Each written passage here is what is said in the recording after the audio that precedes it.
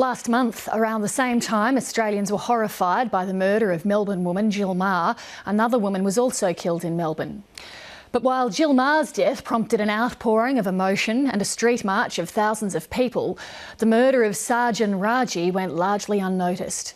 She was a victim of domestic violence, killed by her husband. Guy Stainer reports on her case and the restraining orders that didn't protect her. 23-year-old Sarjan Raji appeared in court last month to extend a restraining order against her husband. She was terrified to be in the same courtroom as Avjit Singh. The hearing was recorded. I'm a bit concerned that she's not in court. I mean, I understand people have been scared of something, but we've got police protection here. Avjit Singh had been banned from any contact with his wife, but had breached the restraining order 8 times in 3 weeks. Sarjan Raji told the court her husband was pursuing her relentlessly. Yes, he called me from blocked calls. He spoke to me and he was telling me to take your case back. He was speaking to me, but I was not speaking to him. After that, he has hacked my Facebook password and Yahoo Mail, so I can't log in my Facebook account. This was Sarjan Raji on her wedding day. But a year later, the arranged marriage had turned sour and she was being held prisoner at this property in Melbourne's inner north. Court documents allege she was locked away without food or a phone for a week at the mercy of her violent husband. She managed to escape, but only when a landlord came to visit. Police then sought to protect her with a restraining order. The AFM is in fear for her life and believes her husband will kill her. Police have grave concerns for the welfare of the AFM and believe she is vulnerable and in imminent danger. In the application, police alleged if she refuses to have sex with him, he beats her. The respondent has showed controlling behaviours and is believed to have committed serious sexual assault. 10 days after Sarjan Raji spoke in court, her body was pulled from a house fire in the Melbourne suburb of Kew. She had been repeatedly stabbed. Avjit Singh was also pulled from the blaze and died later in hospital. 6 weeks before she was murdered and just after she'd escaped from her husband, Sarjan Raji told police Avjit Singh had committed a serious sexual assault. He was arrested and then released on bail.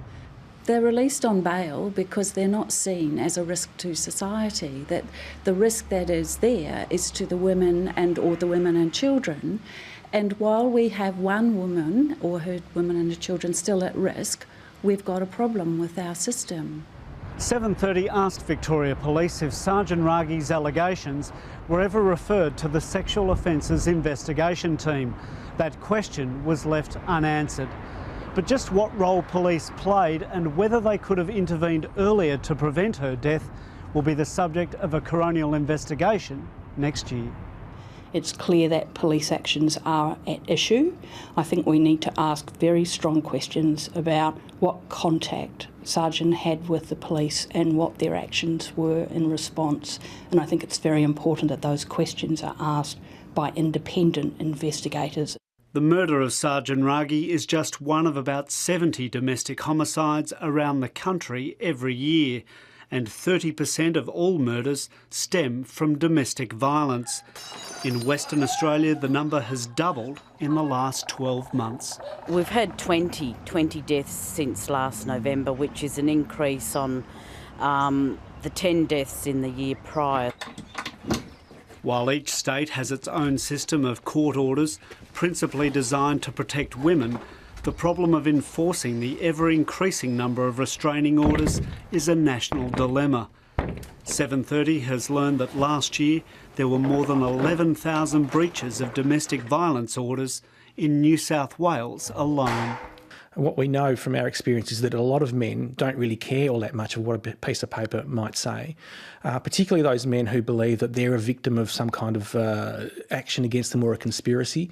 They think that this is just another part of the jigsaw puzzle that's against them, and they're going to try and win the war, if you like. When orders are breached, often the follow-up of the breach is insufficient. So If the perpetrator feels that he's got away with breaching an order once, he feels he can get away with breaching the order on subsequent occasions.